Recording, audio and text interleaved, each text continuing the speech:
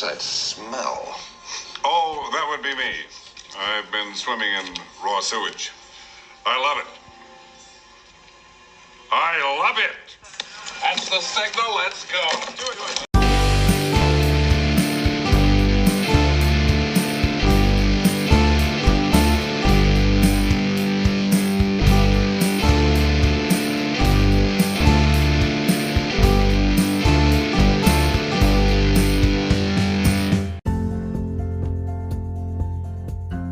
Glory days! It's time for another episode of Trimming the Musical Fat, the podcast where we trim albums that are too damn long. I'm Stephen Nicholson and I'm joined by my brother Paul, and together with our guest we're going to be taking our invisible scissors to New Jersey's blue-collar hero Bruce Springsteen and his 1980 double album The River.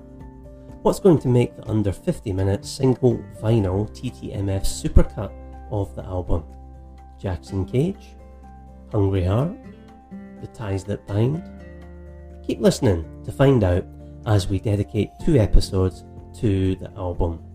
We'll also find time to share some Bruce jokes, talk about seeing the great man live, revisit 1980, debate if the boss should have called it quits earlier in his career, and answer as many Springsteen questions as we can in only 3 minutes.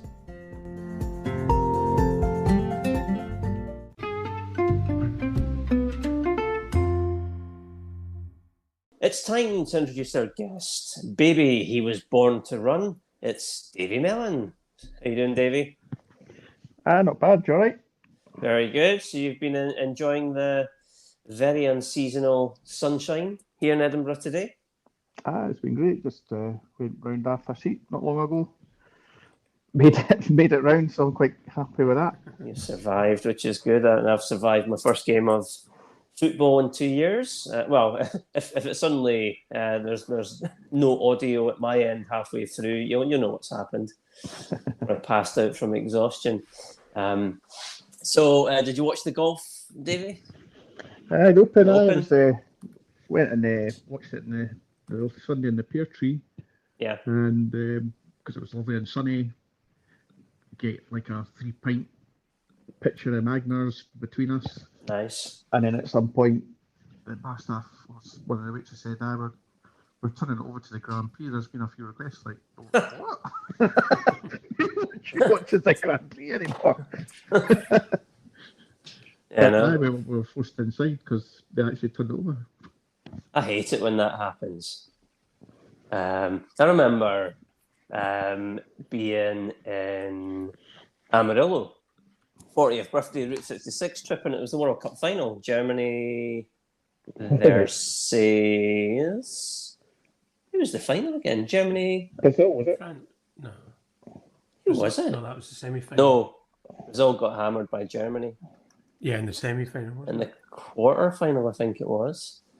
I can't remember. That's terrible. But anyway, whoever... But they had all these TVs in this the steak place we were in, but none showing the football. But thankfully, so, can you put it on? Yes. So we got to watch It's not football, it's the soccer. The soccer. So I know, yeah, I had to ask for it. So, gents, we're talking Bruce Springsteen today. So I'll maybe ask a few questions around that. And I know, Davie, you're a resident Bruce Springsteen fan. So when did you become a fan of his? And do you remember what was the first record, CD or cassette you bought of his? It was probably about 97, 98, I'd imagine. I think the first album that I bought was, just after reading about it in like Q magazine, was... what was it? I've even forgot what it's called. Darkness on the Edge of Town. Okay. So just from listening to that, I just delved right in and started buying his back catalogue because it was just so good. And I think it was around about 2003 when I bought his first album that's actually released at the time when I could buy it. The Rising. Yep. So yeah, no, I've loved them. Yeah, and Paul, you're not a fan. You like Bruce Springsteen, but I don't think you've really went out of your way to buy his stuff up till now. Is that right? No, I've had, I was going to say Band on the Run, Born to Run even. That came out the year after Band on the Run. I've had Born to Run for quite a while, and obviously I'd heard his greatest hits. You used to have the CD way back in the mid-90s. But yeah, I mean, I've liked a lot. I'm not a massive fan, but I've always kind of enjoyed listening maybe up till the mid-90s to stuff, like his recent stuff. But no, he's done some, and Born to Run's like an amazing album. You know? Yeah. I think your story's similar to mine. Yeah, I bought the greatest hits, and I've never delved any further. Although I did buy the Philadelphia soundtrack purely to get Streets of Philadelphia, which is an absolutely classic song. So yeah, and I've never delved any further. But he's one of these guys that I've always wanted to make time to really get into and just have a good listen. So I think doing this episode, that has been, I suppose, the start of it, to be able to maybe delve into the back catalogue a little bit more now. But yeah, I've never, other than the greatest hits, and downloading a few songs from the last 10, 12 years, some of the singles that have come out. I've not bought any more albums other than The River recently, so that is something that I look forward to exploring further. So anyway, guys, thank you for joining tonight. Let's now head down Thunder Road.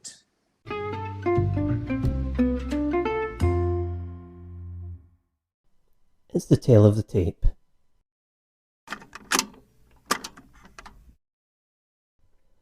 The River, the fifth studio album from Bruce Springsteen, released in October 1980, along with the hit single Hungry Heart. This was the follow-up to 1978's Darkness on the Edge of Town. The album was produced by Springsteen, along with John Landau and Stephen Van Zandt. The cover was photographed by Joe Bernstein. There are 20 songs on it, and they are The Ties That Bind, Sherry Darling, Jackson Cage, Two Hearts, Independence Day. On disc 1 side 2 it was Hungry Heart, Out in the Street, Crush on You, You Can Look But You Better Not Touch, I Wanna Marry You, and The River. On the second disc, side 1, it's Point Blank, Cadillac Ranch, I'm a Rocker, Fade Away, and Stolen Car. And on the final side, side 4, it's Ramrod, The Price You Pay, Drive All Night, and Wreck on the Highway. The album is 84 minutes in duration, which means we need to lose at least 34 minutes today. There were several singles released from the album, which included Hungry Heart, Fade Away, Sherry Darling, a double A side in the UK, which was The River and Independence Day, and also in the UK there was Cadillac Ranch and Point Blank. Paul, over to you. Yeah, the critical reception to the album in a contemporary review for Melody Maker, Paolo Hewitt compared listening to The River to taking a trip through the rock and roll heartland as you've never experienced it. It's a walk down all the streets, all the places, all the people and all the souls that rock has ever visited, excited, cried for and loved. Robert Christgau, supervisor and rock critic, wrote of Springsteen, all the standard objections apply. His beat is still clunky, his singing overwrought, but his writing is at a peak and he's going into a bitter empathy. These are the wages of a young romantic. So that was the critical reception at the time. And I'm just going to go through some of the sales facts for the album. So, and it was his third highest certified studio release after Born in the USA and Born to Run. So it was third best selling. And the album sold 10 million copies worldwide, which is amazing, which was a 4.3 million increase on the previous album, Darkness on the Edge of Town, which works out like 50% increase on the previous album. And it got to number 2 in the UK and number 1 in the US Billboard album charts. In the UK, it went platinum. In the States, it went 5 times platinum. And the equivalent album sales figures for Spotify are 164,000, another 164,000 sales onto that. which is a 69% increase on the previous album, Darkness on the Edge of Town. 112,000 more sales than that. And The River, the title track, with 64,000 streams, was the most streamed song on the album. Mm. I think it was his first number one album, wasn't it? Which was quite In the surprising. States, yeah. I really thought Darkness on the Edge of Town would have been, but no. I should say it's got a couple of million more than that, which I was quite surprised. I was especially it would have been a double album because it might put a lot of people off because probably they're a bit more expensive. Yeah, more than doubled the sales of the previous one. That's impressive. Surprised at the streaming. Yeah, I actually would have thought Hungry Heart would have been the most streamed song. Yeah, I know. It's quite, when we're doing the streaming things, it's quite interesting because it's not always the song you would expect. That is the most streamed one. Yeah. What was the most streamed? The River, the title track. Aye. Yeah. Oh. But I think Hungry Heart would be this. Oh yeah, hit my leg off the table. Hungry Heart was the second highest streamed song. I think we released that a few years in like the 90s, didn't they? Because I remember it being on MTV all the time. Yeah, they did. 95, I think it was, to coincide with the greatest hits, yeah. Yeah. Aye. So these are the top 10 best-selling singles worldwide in 1980. Okay. So at number 10 was Fame by Irene Cara. At number 9 was Xanadu by Olivia Newton-John and ELO. At number 8 was Crazy Little Thing Called Love by Queen. At number 7 was Another One Bites the Dust by Queen. At number 6, Funky Town by Lip Sync. At number 5, Call Me by Blondie. At number 4, Upside Down by Diana Ross. At number 3, Just Like Starting Over by John Lennon. At number 2, Women in Love by Barbra Streisand. And the number 1 selling song worldwide for 1980 was Another Brick in the Wall Part 2 by Pink Floyd.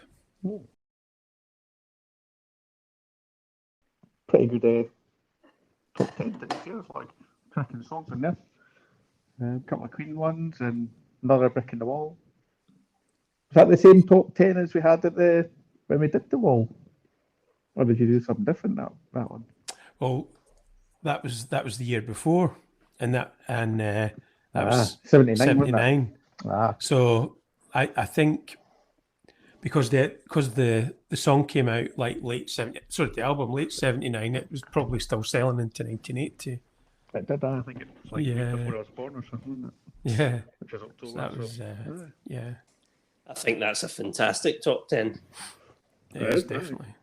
Brilliant top 10. I mean, pretty much everything in there is a classic, isn't it? Blondie, Call Me, you can't beat that.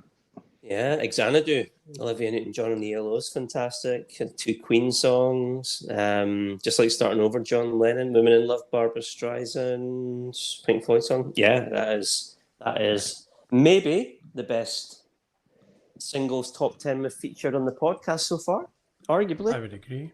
Aye, definitely. Yep. Superb. No, I think it's brilliant. Really good. And, agreed. You know, you've got 2 Queen ones in there, and which is always good. Yeah, and John Lennon, and even you've got Fame by Irene Cara. Brilliant. I'm gonna live forever. Don't know why I'm singing it in Bee Gees style. In the Bee Gees style.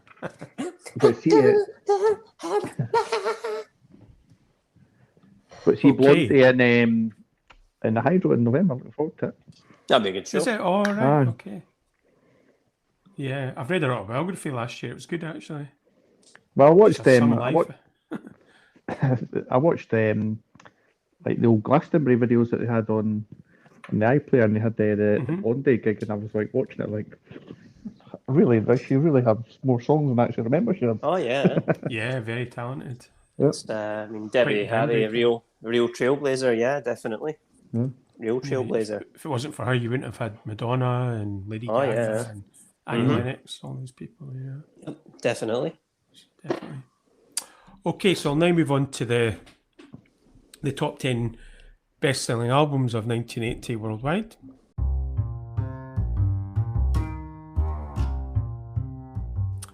Okay, and at number 10 was The Game by Queen. At number 9, Emotional Rescue by the Rolling Stones. At number 8, The Pretenders by the Pretenders.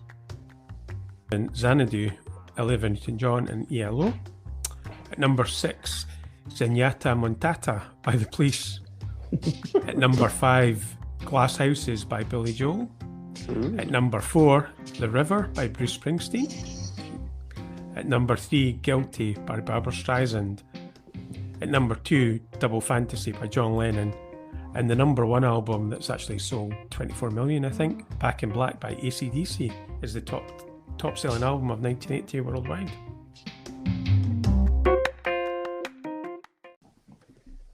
Any thoughts on that, guys?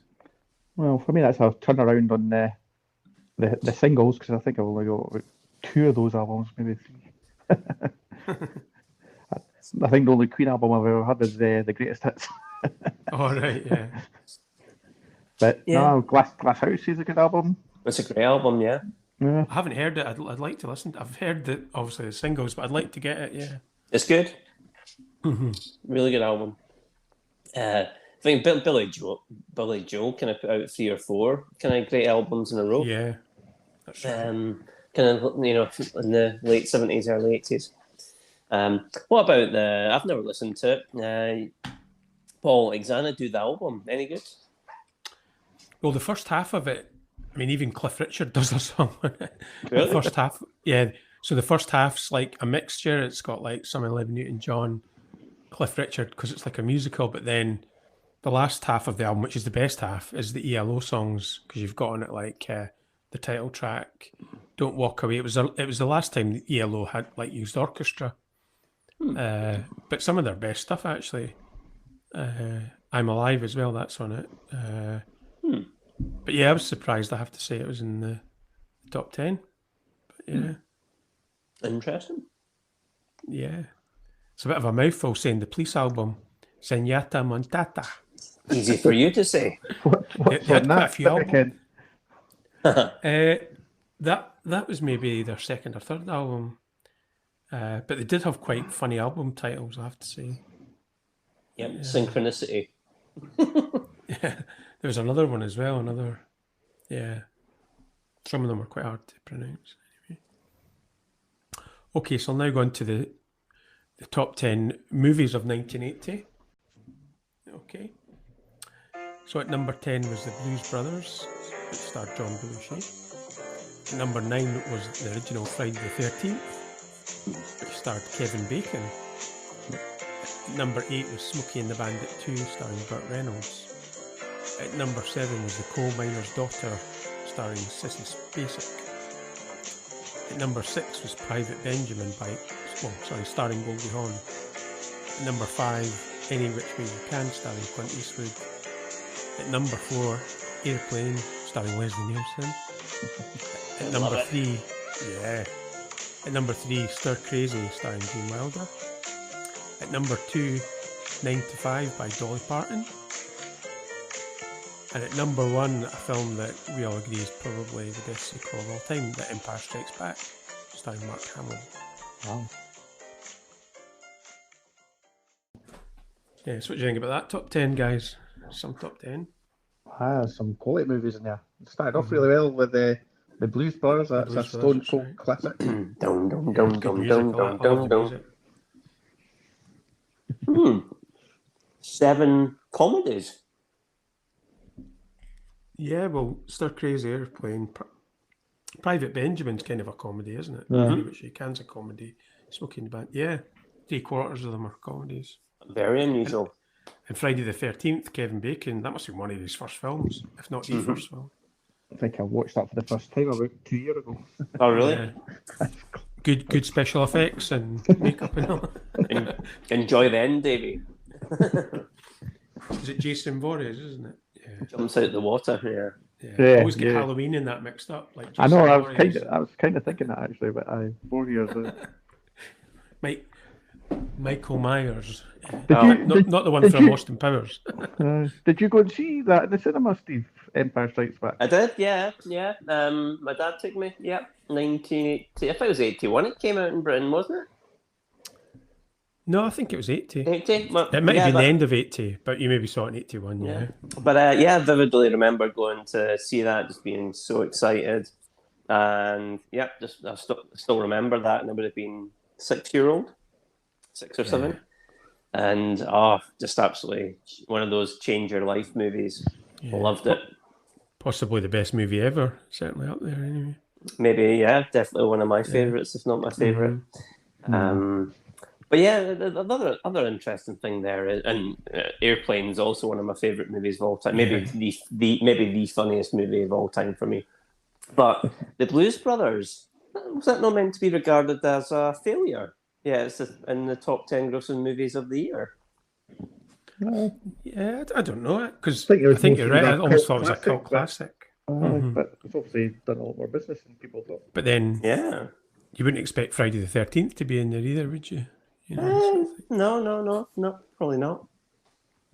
Interesting top 10. Though. It's interesting. Things that you maybe don't expect to be there. So what we'll do, we'll now go on to 3 events that happened in the year 1980. Apart from Davie being born, were you born just after the end of 79? 79, October. Aye. 79, okay.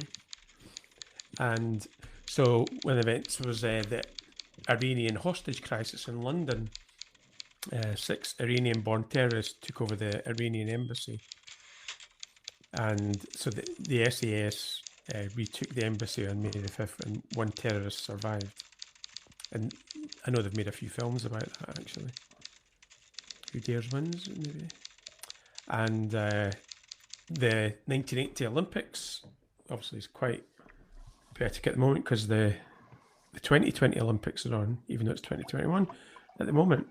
So the 1980 Olympics were held in Moscow, and it was quite a controversial tournament because the US led a boycott of the Games to protest against the late 1979 Soviet Union invasion of Afghanistan.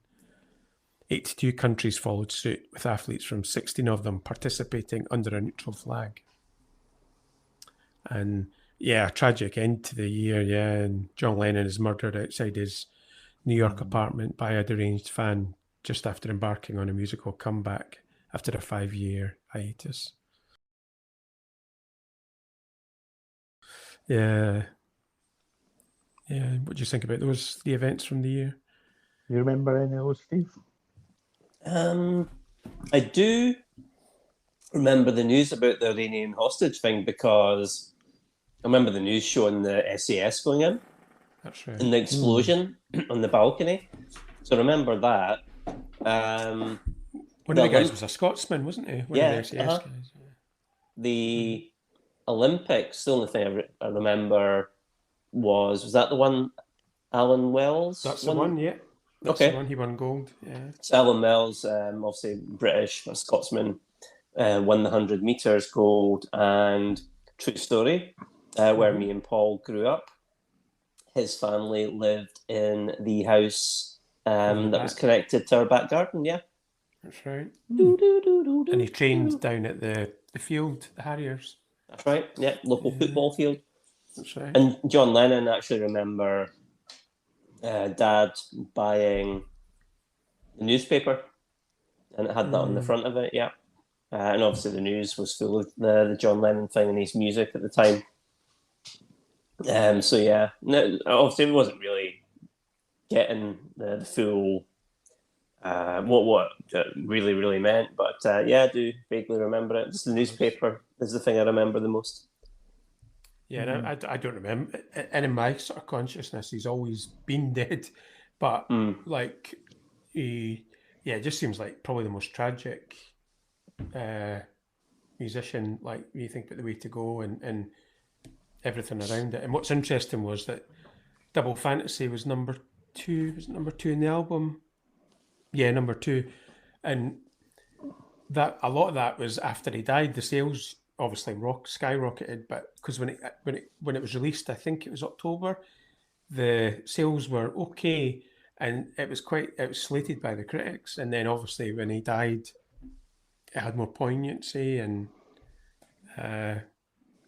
connection to it, and then the sales just went a bit like Black Star, David Bowie, a bit like that. The sales just rocketed. Yes, that's what happens. Death makes angels of us all. Yeah, there's nothing. Even like artists and painters and stuff, it's like the best thing for their career is death. They sell more when they're dead. A lot of artists. It's true. So just fake your death and get the money and pretend you're dead.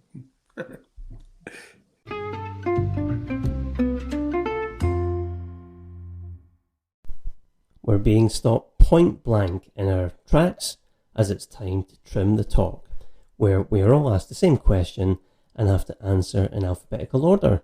However, we only have 3 minutes to do this. So gentlemen, let's go. 3 minutes start now. So describe Bruce Springsteen in 3 words. Working class hero. The Screaming Boss. American Cadillac Highway. Have you seen Bruce Springsteen live? Yep, Hamden 2009. No, I haven't seen him live, no. Same here. I haven't seen him. Favourite Bruce Springsteen album? Darkness on Edge of Town. Born to Run. I'll say The River. Your favourite Bruce Springsteen song? Incident on 57th Street. Brilliant Disguise. I'm going to say Born to Run. What were you doing at the time of the album release in October 1980? Crawling about the floor. Nothing new there then, Davie. Nothing's changed. 2 minutes left. And I was probably crawling, but asking about Empire Strikes Back. Yeah, I'd probably going crazy waiting to go and see Empire Strikes Back. When and where did you first hear the River album? I would say it was at Aberdeen University 1998, maybe. Yeah. 2 or 3 months ago when it was one of the albums that we were going to do. So I did my research on it then. Yes, I think I was playing online poker with the guys and listening to the album at the same time, probably about 6 or 7 weeks ago. Favourite track from the album? Hungry Heart. The River. Hungry Heart. Least favourite track from the album? 1 minute remaining. You got an answer? I'm a rocker. Okay, Paul. Marry You. It's terrible. Controversial. I'd say Drive All Night. Album rating out of 5? 4. A 4? Yeah. Oh, 2. really? 2. Yeah, really, yeah. Oh, wow. Okay. I'd give it a 5. I think it's brilliant.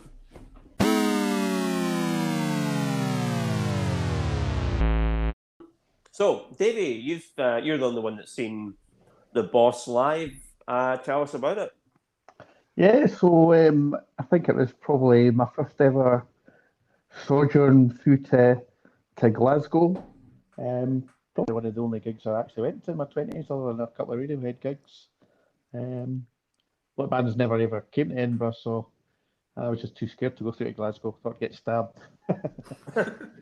But no, that's back in the days when I used to drive. Actually, drove through with my mate and parked about 3 miles away from Hampden because you never sat navs in those days, so it was a bit of a trek to get to the Hampden as well.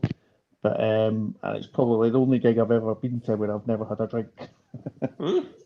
But no, he came on about about 7:30 and didn't leave the stage until 11 o'clock. Solid 3.5 hours. You get your money's worth for Bruce, that's for sure. And it was around about the time of they released the Working on a Dream album, so that was the one they were touring. But the thing about Bruce Springsteen is, whenever you go to his gigs, like most bands, you can just check out the set list before you go, and then they'll basically play that entire set for the entire tour. But after maybe the first 5, 6, 7 songs, what Bruce does, he goes into the crowd, and all the crowd make placards of song requests, and he just picks out random placards from the crowd, and then just shoves them on the front of the stage. Then he'll pull one out, hold it up, and everyone will just be like, yes. And one of the placards that he picked out was a incident on 57th Street, which is on it. I think it's on his second album. It's on the second. Greetings from Ashby Park, maybe, or is it The Wild and Innocent E3 Struggle? Yeah, that's the one. Shuffle. I think it's on the first album. It's about. That's my favourite song, and the guitar intro to that, you just can't beat it. And he did say that he's not played it in a long time, so please don't be annoyed if he F's it up, which he did. Oh, did he? But then he said, right, let's start again, and I went straight into the intro, and it was absolutely superb. But no, he plays cover versions of like Chuck Berry towards the end. I think he's been known to go on for 4 hours in some gigs, and if you're paying about 50 quid back in the day, but it was like that's every single penny was accounted for in that experience anyway. Good value. But no, it was superb. I think he's come back a couple of times, but he's always gone to Glasgow, and again that was before I used to start going through there. Now I would go there through in a heartbeat. But I think they have just released a new album recently, haven't they? So yeah. I think he'll be going on tour hopefully with the E Street Band next year, I would imagine. COVID day allowing. Here's a question for you. Now, he obviously, it's Bruce Springsteen and his band is the E Street Band. Why, when he was releasing albums, did he drop the E Street Band being a part of it? Well, some of these albums, it's just him solo, or he'll get some session musicians in to do the albums, but like he's done quite a few, like Ghost of Tom Joad and Nebraska. Well, Nebraska's a heavily acoustic album, so he didn't really have them. He might have 1 or 2 people from the E Street Band playing, but he's not got the full Stephen Van Zandt and all them showing up. So it's only a certain album. I think The Rising was his first album in 15 years with the E Street Band, that's an absolute classic. Probably one of his best. In my opinion, it was like his reply to the 9/11 attacks. That was brilliant. Cool. So let's get everybody's thoughts on the River album itself. So Paul, you only gave it 2 out of 5, so you're obviously not that impressed by it. So tell us what you tell us what your thoughts are on it. Maybe the reason why we're doing the show today is that there was just too much on it, and that kind of almost, because there was so much, it just became a bit boring. There was good stuff on it, don't get me wrong, but it just, as a sort of collection, it just, a lot of the songs sounded quite similar. And I think maybe what also, I'd listened to Darkness on the Edge of Town and Nebraska and Born in the USA around the same time, and I actually felt they were all better albums. And but I think there was almost too much to digest, and it just, some of the songs, well, one of the songs particularly was a bit cringy, Marry Me. It was just a bit, like a Blackpool Phoenix Nights keyboard in it, and it just sounded a bit cringy. Right. You're not going to believe it's one of the notes I wrote down. I actually like the song, Marry Me, but you will not believe I wrote down the exact thing. Did you? It does sound like... sounds like at your nana's club, bingo club or something. A Blackpool kind of cabaret act back in the... I like the song, but yeah, that's what it reminded me of. How bizarre. There you go. How bizarre. What about you? Well, so obviously I listened to it for the first time only in June. We're into July just now, and I think from the cover and the song "The River," I was expecting it to be one of his acoustic type ones, you know, like Nebraska or something. So that's what I was expecting. And then I put it on, and I was just blown away by the first 4 songs. So here's me expecting this kind of downtrodden acoustic album, and then you get these first 4 songs, one after the other, live sounding, exuberant, uplifting, happy, full of life music. Brilliant. Absolutely brilliant. So my perception of it was just totally different. So it's just a really up album. And for a double album of 20 tracks, there's only one song on it. I would say, I don't like it. So that's a pretty good batting average. What about you, Davey? I think the first time I actually really heard some songs from it is it featured on Copland with Stallone and De Niro, and Stallone character, he listens to that album quite a lot, so he got out the vinyl and stuck it on a couple of times. I think the first time we heard it was Drive All Night, and the second time when he finally gets a wee kiss from is it Annabella Sciorra or something like her name is. It's Stolen Car, I think they have their moment too, and I just thought those songs were brilliant. It was only maybe a couple of years later that I actually realised they're from the river, even despite having the album, because I've maybe only listened to it once or twice. But when I watched it again, I was like hanging about the credits just to find out what Springsteen songs they were, and then when we older, we looked through the albums and seen they were there. But I think it's. It probably is more than a 4 out of 5, but I think it's strong. Some other albums are stronger, which are solid 5s. But no, it's definitely up there. It's one of his better ones. Cool. Or one of his best.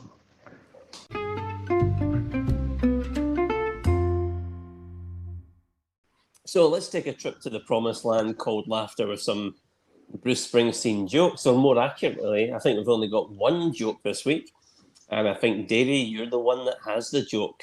Let us have it. Okay, so how do you know Forrest Gump was a Bruce Springsteen fan? I don't know. Because he was born to run. Woohoo! Maybe he was born to run. The only other one I seen was Bruce Springsteen isn't very good at maths. Don't think I've heard him count past 4 in 30 years. 1, 2, 3, 4. That's right.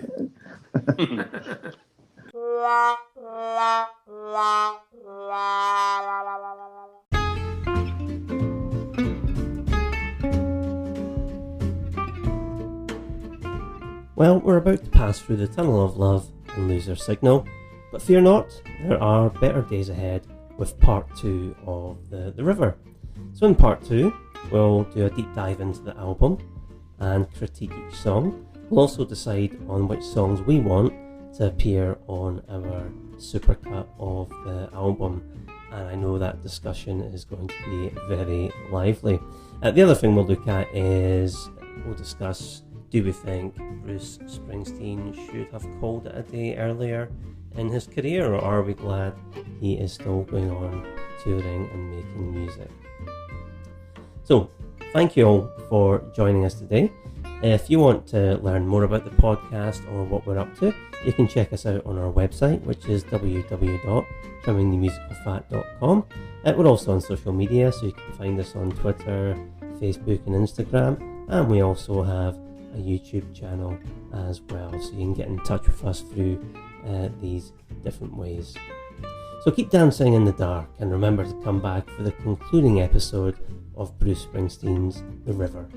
Goodbye.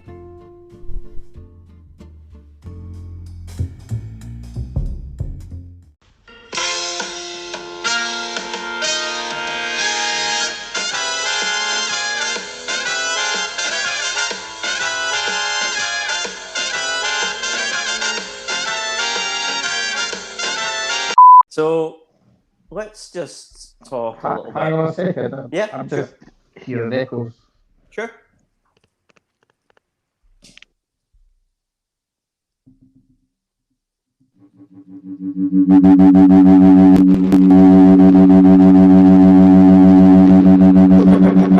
Jimi Hendrix there.